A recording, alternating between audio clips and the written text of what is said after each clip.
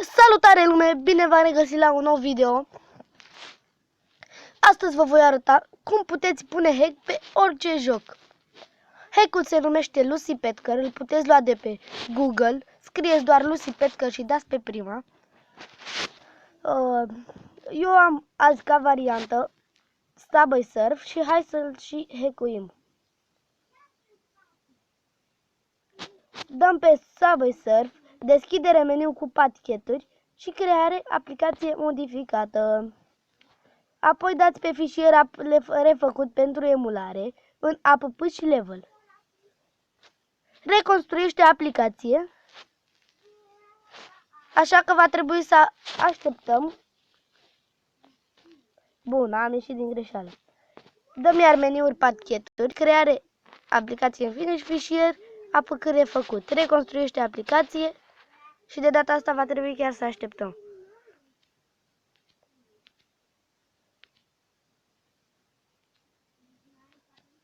Eu voi pune pauză ca să nu trebuiască să așteptați.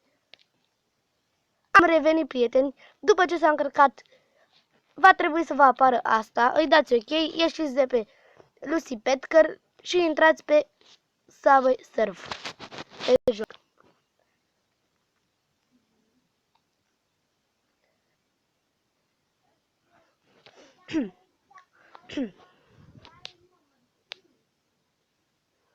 Acum mai trebuie să aștept puțin să se încarce. Bun, și hai să și vă arăt că hack-ul a funcționat.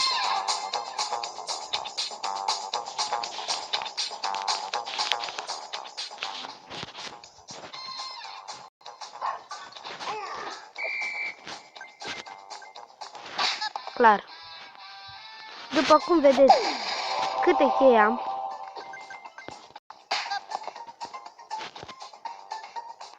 Câți coini și câte chei. Bun, hack-ul a funcționat. Dacă v-a plăcut acest videoclip, nu uitați să apăsați butonul de like și un comentariu. Vă salut, prieteni! Ne revedem la următorul videoclip.